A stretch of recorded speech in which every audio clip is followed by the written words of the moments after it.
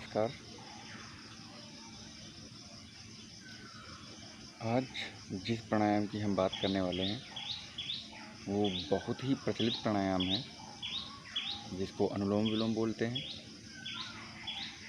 अनुलोम विलोम करने का तरीका और इसके फायदे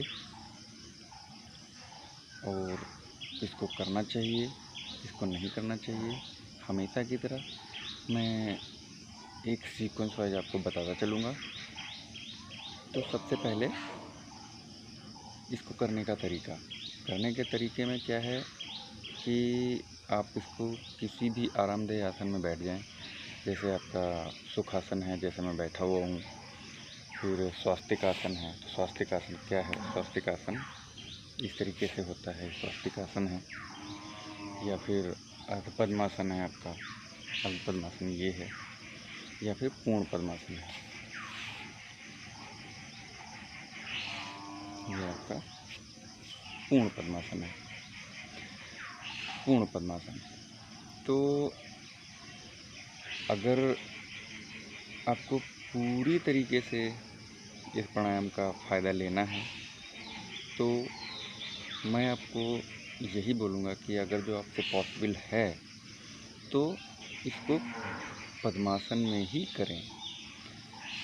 ऐसा नहीं है कि जिनका पद्मासन पूरी तरीके से नहीं लगता है तो वो नहीं कर सकते हैं, वो सुखासन में, स्वास्तिक आसन में या अर्ध पद्मासन में या फिर यहाँ तक कि वज्रासन में भी किया जा सकता है। तो अभी इसको करने का जो तरीका है, कैसे करते हैं वो बताता हूँ। आप इसमें पद्मासन में बैठ गए, आपकी गर्दन, रीढ़, ये जो भी है बिल्कुल सीधा, नज़र सामने। उसके बाद में क्या करना है, आपको बाएं हाथ को वायु मुद्रा या ज्ञान मुद्रा में रखना है। वायु मुद्रा इस तरीके की है, कई वीडियोज़ में मैं आपको बता चुका हूँ। फिर दाहिने हाथ से आपको ये प्राणायाम करना है, अनुलोम विलोम करना है। तो करना कैसे है मैं एक बार आपको करके दिखाता हूँ, फिर साथ साथ बताते भी चलूँगा। तो दाहिने हाथ से इसको किया जाता है। तो दाहिने हाथ से करने के लिए क्या करना है, इसको आपको विष्णु मुद्रा में रखना है। विष्णु मुद्रा मतलब ये दो उंगलियां जो हैं आपकी, ये वाली, ये जो अनामिका और मध्यमा उंगली, इसको ऐसे दबा के रखना है इस तरीके से। ये है विष्णु मुद्रा। और अंगूठे से क्या करना है, आपको दाहिनी नाक, दाहिना नथुना जो आपका है वो दबाना है और बाएं से सांस लेना है। फिर बायां बंद कर लेना है, फिर दाहिने से छोड़ देना है। फिर दाहिने से सांस लेना है, फिर बाएं से छोड़ देना है। कहने का मतलब ये है कि जिससे सांस लेना है उसके अपोजिट वाले से छोड़ना है, फिर जिससे छोड़ा है उसी से फिर से सांस वापस लेना है और अपोजिट वाले से छोड़ना है। फिर जिससे छोड़ा है सांस उसी से फिर से सांस भरना है और अपोजिट वाले से छोड़ना है। फिर जिससे छोड़ा है उसी से सांस लेना है, फिर अपोजिट वाले से छोड़ना है। यही क्रम करते रहना है। तो अभी एक बार देखिए, दाहिना नाक बंद कर लिया और कोशिश करना है कि आपका ये जो कोहनी है ये सीधी रहे इस तरीके से। अगर जो आप ऐसे करेंगे तो आपको थोड़ा दिक्कत होगी, हाथ दर्द करेगा।